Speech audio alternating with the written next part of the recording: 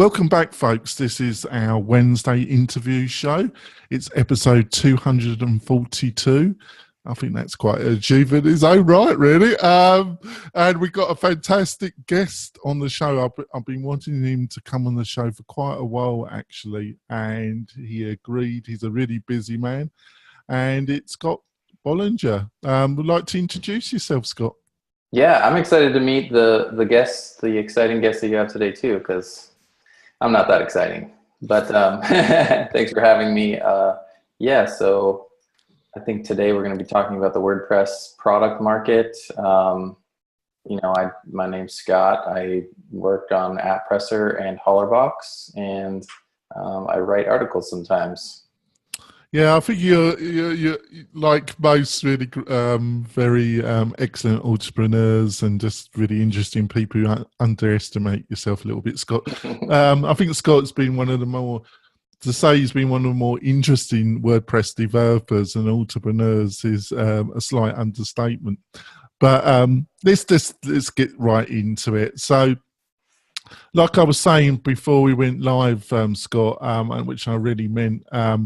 AppPresse, I thought, was just an amazing product, and it's I'm trying to struggle for the right word here. Its scope, its ambition, I think really drove WordPress to another level in just its ambition.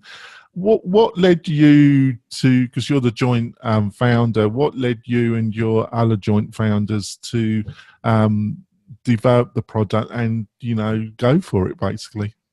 Yeah, so at the time I was kind of looking for a new project to start and went to WordCamp US and heard, actually at the time it was WordCamp San Francisco, and I heard Matt Mullenweg talking about WordPress moving to be more of an app platform. And I don't think he was talking specifically about mobile apps, but that's kind of in my mind what I thought of as mobile apps. And on the plane ride home, I had thought of a bunch of different ideas for different things I could do, and I was just kind of like, this one's okay, this one's okay. But then I thought, like mobile apps for WordPress, like that's a cool idea. And so I was like, okay, that's what I'm going to do. And so ended up just going home and kind of started tinkering with some stuff and, getting kind of a really, really rough sort of concept together.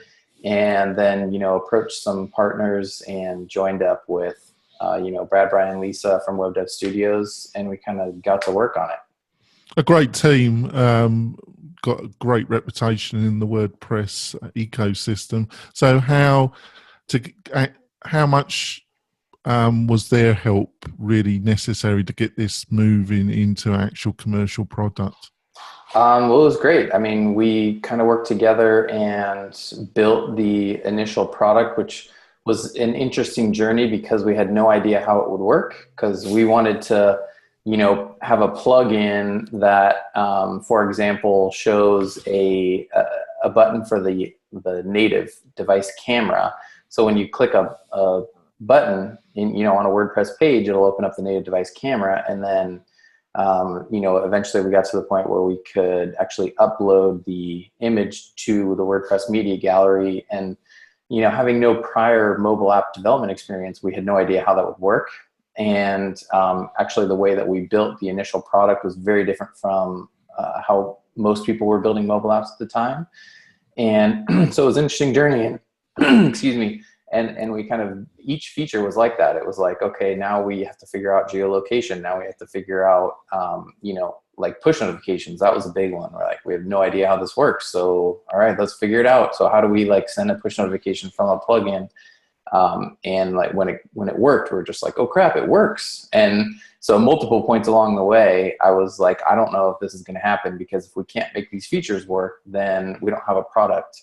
And then when we finally had something with a bunch of features that we could submit to the App Store, it was like, well, if Apple rejects our app for some reason because they don't like that we're doing it with WordPress or something, then we don't have a product. And so when Apple accepted our app, our very first app in the App Store, we were just ecstatic, because we're like, okay, now we have a product, and let's package it up and sell it. And that's what we did. And this was before the RESTless API, really, or the RESTless API. I like that. I like that name. Yeah. Yeah. The The REST. restless, huh? Yeah. Yeah. I like that better than REST API, actually. Yeah, that was before the REST API, and I think when version 1 of the REST API came out, we were one of the first people to start jumping on and working on it, and using it in apps and stuff. So that was exciting, and now of course the version 2 of the API is integrated into our newest version of our product, which we love. So, but yeah, I mean, there was a lot of things were different 4 years ago. To say the least, because so you had the technical challenges, and then you got all the business side as well. Mm-hmm. Yeah, I mean, the interesting part about the business side was, I feel like because our idea was different than what other people were doing, we got a lot of interest in it, and so we didn't have to do a whole lot of marketing or anything like that, because so many people were interested in it that when we launched, we already had an audience, and then people signed up for our email list to be to be notified when we launched. And then when we launched, a lot of people wrote articles about us and linked to us and things like that, and there was just kind of a lot of buzz. So I think that's not normal. I've launched other products, and it's very abnormal to have something that people are so excited about that they kind of come to see it without you really doing anything except telling people about it. So that was kind of a cool experience to see what it's like to have an idea that people get really excited about without you having to kind of shove it down their throats with marketing. Oh, there's just 2 comments there. First of all, obviously that I totally see that. That's fantastic, isn't it? But then converting those to actual paid clients, paid users of the product might be a different story. And so I want to ask you that. But secondly, did you get a few people that you trusted that just went up to you, Scott, and say, well, this great stuff, Scott, but you're bonkers. This is so ambitious. Scott, you've lost the plot a little bit. Yeah, not really. I mean, at the time, one thing is, like, we kind of thought we were like the first people to be doing this type of thing, but really people have been making mobile apps that integrate with WordPress for a long time. We did it in a very different way that I think was unique. But yeah, there were people that kind of said, hey, Scott, like, you're not the first person to do this. Like, we've been doing this for a while, like, but just for clients or whatever. Not in the way we were doing it, but like, apps for churches that integrate with WordPress or whatever. But nobody was really telling me like, no, it's a bad idea. You're crazy. It was more just people were excited to see it. They're like, when can I see it? And as you mentioned, I mean, converting people into paying users. I mean, we didn't have any problem with that either. We had a very, very successful, first month, which I also think is very abnormal, because in other products I've launched and talking to my friends who've launched, products that have since become very successful, it's usually a pretty slow build. And like 2 years in, you kind of hit a point where you're starting to grow quickly. But for us, right from the beginning, we made a lot of sales. And so, that was pretty fun. Do you mind me asking, if you don't divulge it, I totally understand, how many active users have you got at the present moment? I don't have an exact number, but it's over 1,000 for sure. Oh. Fantastic. So you've written some, you went to e-commerce convention, and you said you were slightly, going to word this correctly, you were slightly surprised that WordPress wasn't part. You didn't. I think the wording you used is that WordPress wasn't mentioned by any of the other delegates once in the couple of days plus you were there, and it was a bit of a wake up for you. And then you've written another article talking about the ecosystem in general when it comes to commercial themes and plugins. Would you like to broaden that out a little bit? So, you got any additional thoughts about those couple of articles that you've written recently? Yeah. So, I mean, those are two different subjects, I think. But so the first one is a post I wrote called "Perspective on WordPress" on my blog on scottbollinger.com. And it's, if you're not familiar with it, it was, I went to a marketing conference that was mostly focused around, marketing, and everybody there was using Shopify basically, and selling on Amazon and Shopify. And, nobody even said the word WordPress or WooCommerce. And WooCommerce is, the largest e-commerce platform on the web, by a lot. It's way bigger than Shopify in terms of number of stores. So I just thought that was really strange. And, a lot of people commented on it, and it was, I don't know, I just thought it was interesting for me to kind of get an outside perspective, that even though we kind of in the WordPress world think that, WordPress is 27% of the internet or whatever, everybody knows about it, or everybody should know about it and care about it. That's really just not the case.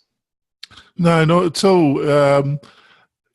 Have you any additional thoughts? It's been the weeks that fly past, don't they, Scott? And so have you reflected back about some of the things you said in that article and why you think WordPress wasn't mentioned at all at the conference? Yeah, I think it's because if you are a non-technical person, WordPress is just not the best way to get started. And WordPress is more for developers and agencies building sites for clients. And it's not always the case. I definitely had some exchanges with Matt Mullenweg about this, and he, obviously disagrees. But if you are someone who's non-technical and you need to go set up a WordPress site, especially a self-hosted one, it's incredibly difficult. And even if we, even if we look at Shopify versus WordPress.com, I think that there's still a lot of difficulty even just using the WordPress platform on WordPress.com. My wife and I did a travel blog a while ago, a few years ago when we did some traveling, and she had trouble even just kind of creating a post and making it look the way that she wanted it to look. And she didn't like it. She didn't want to use WordPress for it. She's a teacher, and now she uses Google Sites or something like that, just because it's so incredibly easy. So I think a lot of people kind of feel the same way. If you're setting up something for a client, and then you can kind of teach them what they need to do, and you set that up for them, I think that's where WordPress really shines. But if you're someone who is non-technical and you just want to sell something online, then Shopify is a much better way to start. It's not as flexible. There's definitely pros and cons to each approach. Maybe you'll outgrow the Shopify store. You can't customize it as much as you want, things like that. But for someone to just kind of get started and start selling something without any technical experience, a platform like Shopify is leagues beyond where WooCommerce is right now. So I know WooCommerce is moving in the direction of being easier. I just came back from WooConf, and they're definitely working hard on the user experience and the onboarding process and things like that. And I think that it's getting better, and it will continue to get better. But the difficult part about WordPress is there's these siloed areas of improvement where you can make the post editor better with Gutenberg, and you can make the WooCommerce onboarding experience better just through their plugin. But that doesn't make WordPress easy to use, because you still have to go to a different place to edit your widgets. If you're a non-technical user and you look at your website and you're I see a sidebar, I just want to I want to put an ad in that sidebar. How do I do it? Well, now you have to tell them, okay, you have to log into your site, and you have to go not to the page that you're trying to edit that has the sidebar, but you have to go to the widget area, and then you have to look in not the secondary widget area, the primary widget area, and then you have to open a widget, and then you have to figure out how to edit that widget.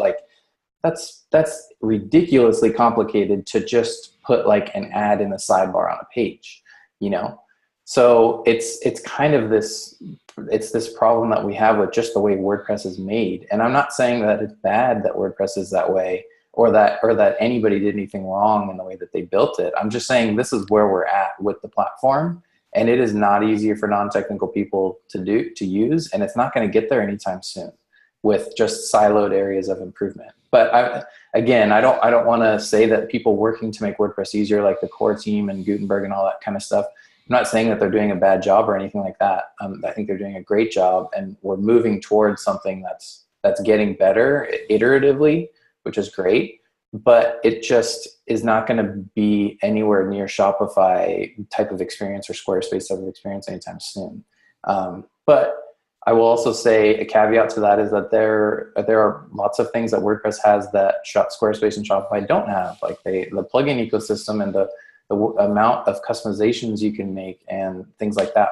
And the fact that it's open source and you're not stuck on their platform. I mean, those are all great things. Oh, as you were saying that these are all things I've been saying on our round table show, Scott, but nobody listens to me, but hopefully I listen to you. I totally agree. Your analysation of the situation, I think it's totally spot on. We're going to go for our break, folks, and we're going to come back and we'll delve some more in this great conversation with Scott, and we'll be back in a few moments, folks. We're coming back, folks. I've really enjoyed the conversation with Scott so far. He's been saying some things that I totally agree. I haven't disagreed with anything Scott said so far. Like you say, I think your analysation of the present situation with the interface and the frustration that new users can have with WordPress is totally spot on. But and I agree, it's not going to be fixed overnight. But I think the good news is that none of these problems that you mentioned can't be fixed, though. I think they're all improvements that we will see, and it's a fast-moving area, isn't it, Scott? Mm-hmm. Yeah, I mean, a lot of these problems can be solved with just better onboarding and maybe like front-end editing. I mean, if you can edit all that stuff on the front end, you don't have to go over to the widget area just to tweak something in the sidebar. And, I mean, it's all solvable. The difficult part with WordPress is it all has to be backwards compatible, and there's so many sites using it. It's really difficult to make big sweeping changes.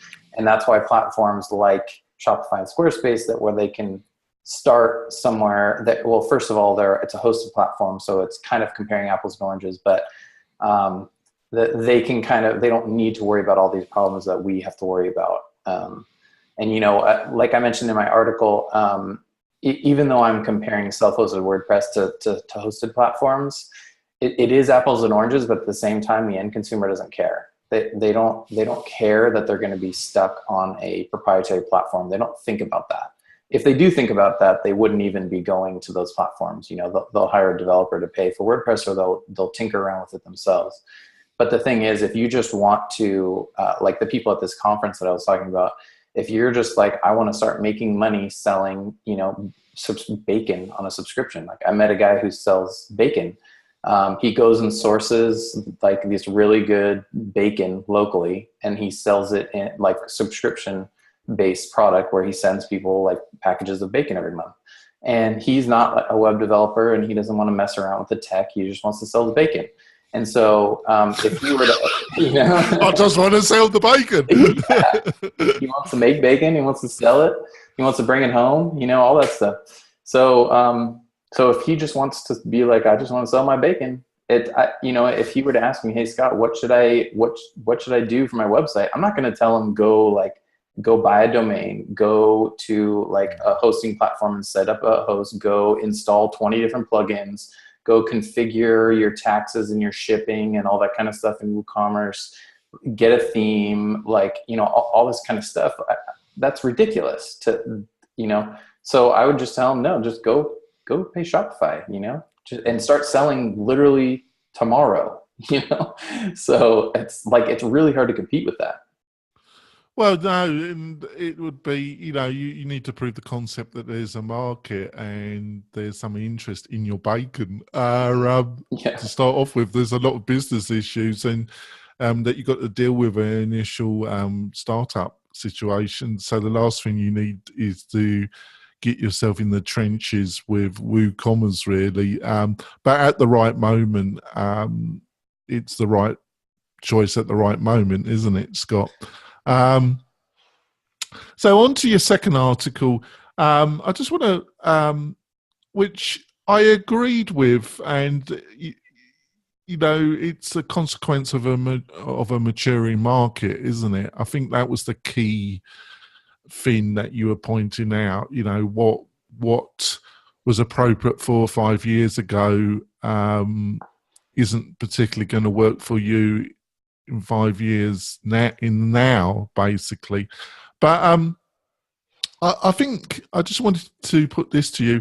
I think there's also some other problems about the relationship between free and premier, between how people have been using the theme depository and the plugin depository, and around security issues. And I feel that there should be a subdirectory where, you know, if you want to offer a free plugin, you be in the free directory. If it's a paid one, you be put in a separate area, and you have to meet some coding standards. And obviously we have that at the present moment, but they're all volunteers and they do the best they can. But if a plugin or a theme producer had to pay to have the thing checked over and meet certain standards, then they would get a sticker which will say approved by WordPress or whatever wording you want. Do you see as that? Am I rambling, Scott, or can you see any logic where I'm going with this? So, are you saying you would want to add a premium plugin and theme directory to WordPress.org? Yes. Yeah, yeah. I would love that personally. You know, I think Matt is really resistant to that. Why, Scott? Why? I don't. You would have to ask him. I don't know exactly. He's real big into just open source free stuff, and I mean he sells stuff himself. Yeah. You know? I don't know exactly why. You have to ask him. But I think it's a great idea personally. Yeah, because free is fine to a certain degree, but people got to make a living, haven't they? And they've got to make money so they can invest in other products, and for the whole ecosystem to be successful, doesn't it, Scott? So there's nothing wrong in making a living and a profit, is there? Yeah, and I mean you can do upsells in your theme and plugin, so it's not like it's completely they're not completely against making money, which I think is good. You know, a lot of people make a lot of money with upsells or with just a free core plugin, like, you know, WooCommerce, for example. They're making tons of money and that their core plugin is free. Or there's people who make, you know, 30 grand a month from their upsell theme, having, you know, a light version in the directory and then upselling people to the premium one.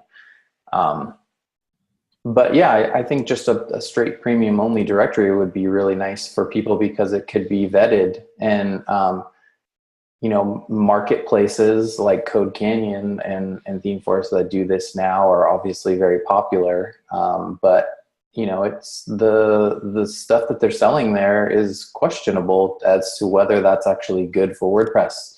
If you ask any plugin or theme developer, mostly plugin developer, about their support issues, many of their support issues come from the products that are purchased on Envato marketplaces. Yes. You know, I mean, if WordPress.org had a directory that they held to a higher standard, then that could be really good for the WordPress ecosystem. Yeah, that's the whole reason why I consistently bring it up, because I see it as a win-win for everybody. And but like you say, and you dealt with it very tactfully, Scott, I will have to get Matt on when I inquisitate him on why he has this issue. I'm sure he has very logical reasons why he's not too keen on it, but it'd be a great discussion. So basically, how do you see your own AppPresse moving on? Have you got any upcoming updates, or have you got medium-term ambitions where you're going to be taking the platform and the plugin?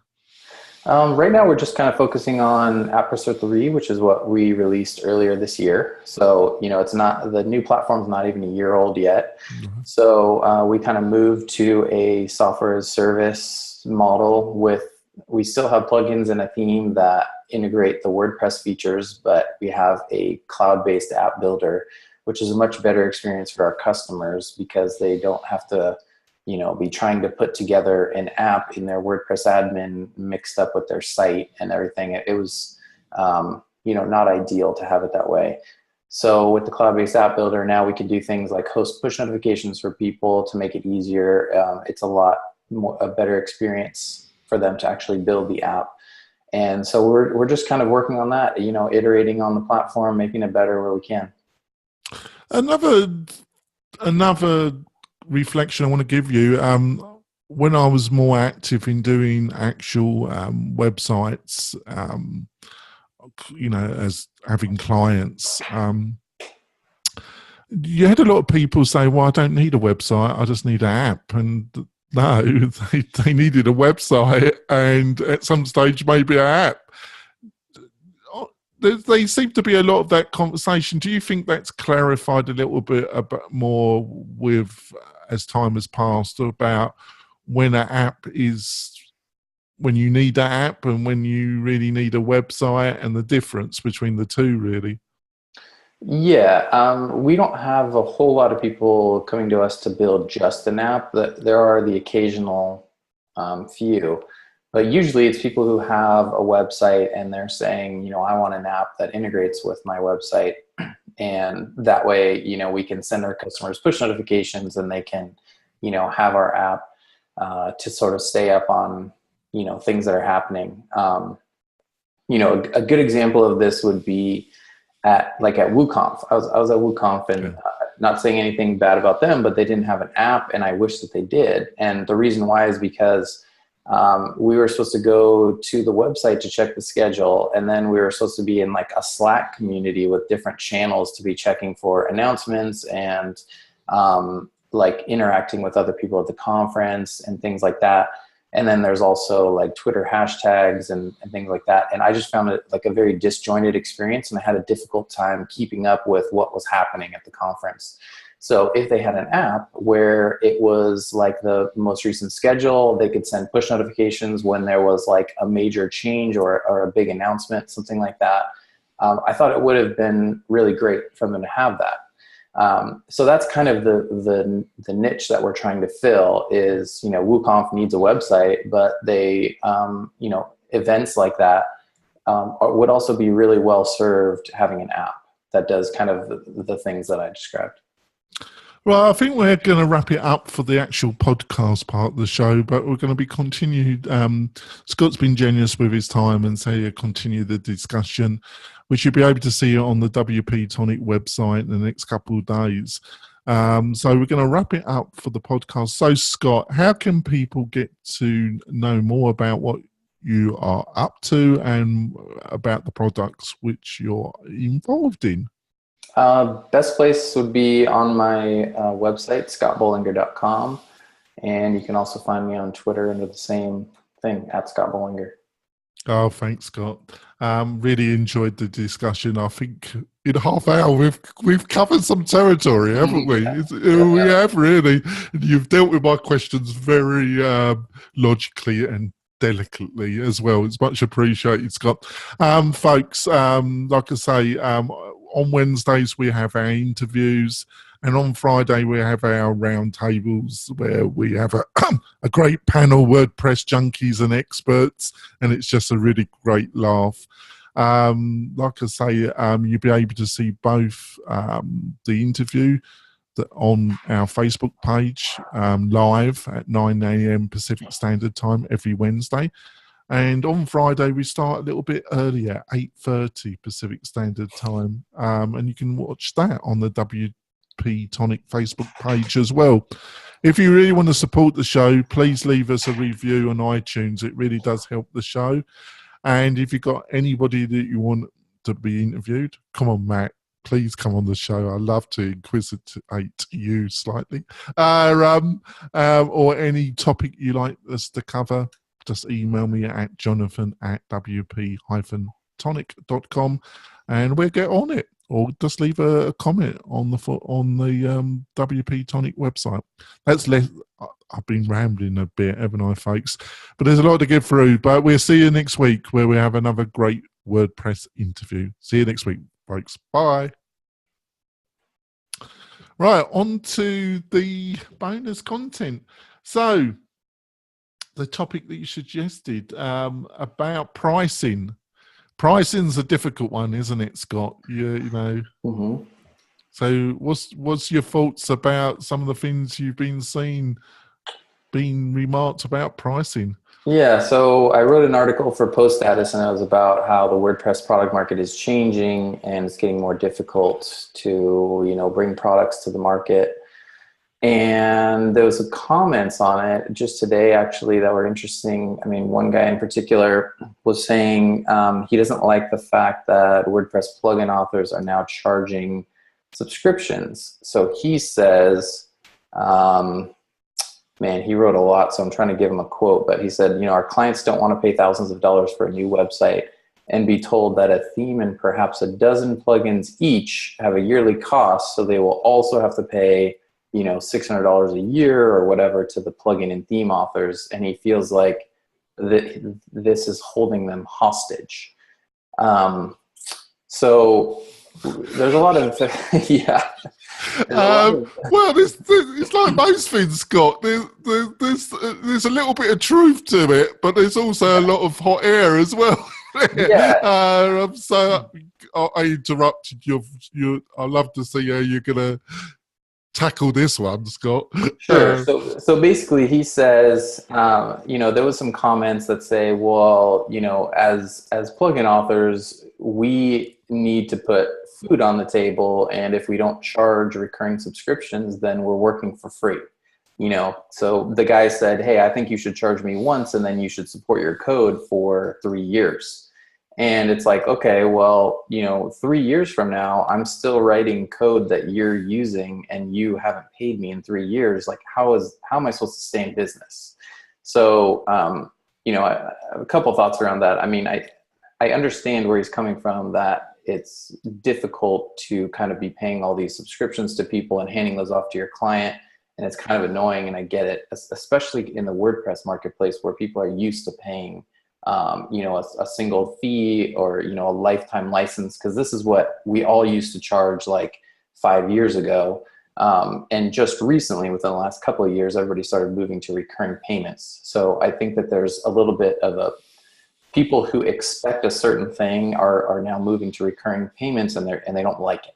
And I get it. Like, paying for stuff is hard. And, so, I mean, but from the plugin author side, it's like, if you're going to build a business, like a real business on WordPress that uses plugins that need to stay maintained and updated to be secure and stable and add new features and things like that, you can't expect people to do this work for free.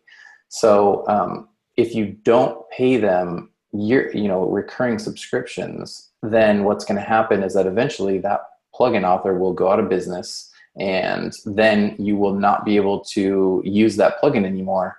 So a good example of this is the Postman plugin, which was my favorite SMTP plugin for sending emails. And mine yeah. as well. It's one of the ones that actually works, especially using Google Apps. Yeah, it was great. Great plugin. The guy who built it was a fantastic developer, made it much better than all the other SMTP plugins out there.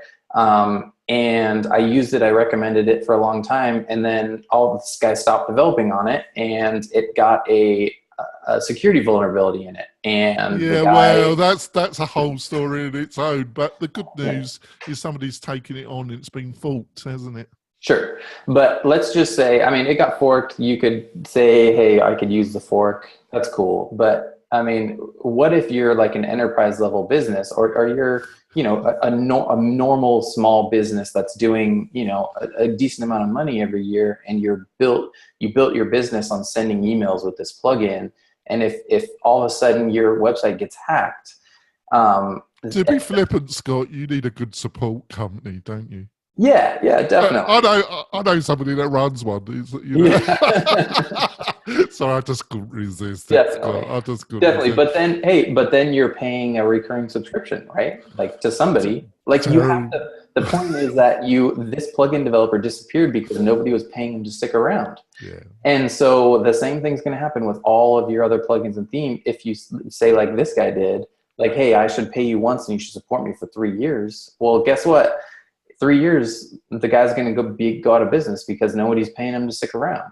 So the point is, if you want developers to be working and maintaining your products and your code and your website, you have to be paying them. Whether that's paying a support company or paying the plugin author, it doesn't really matter. You're paying somebody, right? So, and even your support company, I mean, they're not going to rebuild a plugin from scratch or patch a security vulnerability in every third-party plugin that starts going bad at that price. Like, you're going to have to pay them a lot more money to do stuff like that. So I think this guy's expectations are a little bit sort of misguided. Well, yes and no. I think he's 80% incorrect, but I think, and the reason why I'm saying that, I'll just put this to you, and you can be. I've got the impression you're a very logical, reasonable person, Scott. So I'm going to put my statements to you. You can tell me if I'm waffling or totally off. Actually, this comes from Matt, from basically how WordPress started in a way. It's this mixture of, and don't get me wrong, I think it's great open source software. I think, but there's a kind of boundary, and the boundary's always moving. It's always kind of, and you see it a lot at WordCamps, or commercial, it's destroying WordPress, it should all be free. And then you got this thing, it's easy to install, it's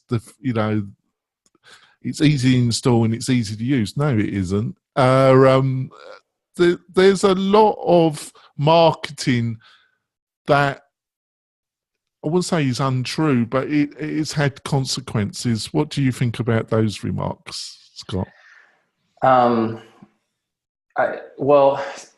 It's difficult, isn't it? Because it's all so mixed up, isn't it, Scott? Yeah, isn't it? I see. Well, when you say, I think he's 80% wrong, 20% right. I get it. Like, WordPress started out as everything was free and open source, and even this guy Nick on Twitter was saying, a lot of Ruby, all my Ruby gems are free, and you could, you could say the same thing about like Node. All my Node packages are free, and like.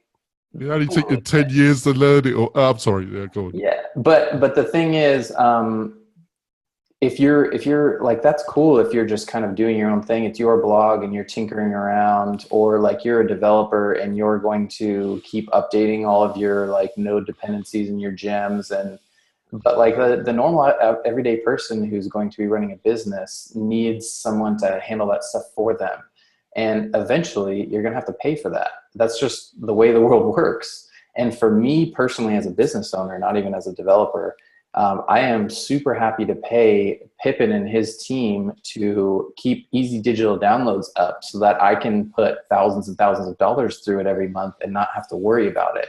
And really, the amount that I'm paying for that is so nominal compared to the amount that I'm getting out of it, that it is crazy to me that someone would complain about that. And I think that if they complain about paying a plugin developer a couple $100 a year to keep their business running, then they're either not charging enough for their services if they're doing client work, or their business is not making enough money and they should probably find a different solution.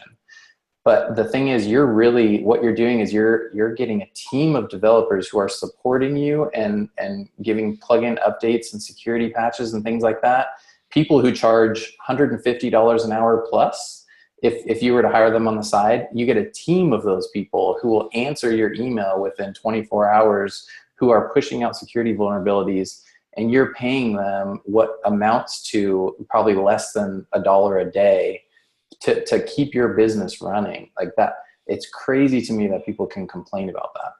Well, when we're taking on clients, we don't do this straight away. After a couple of months after we started building up a relationship with the client, we do a plugin audit, and basically, we do not. There's a certain group of plugins that are not Premier, but we use them because the developers kept them maintained, and we throw them some money. We give them some money through donations.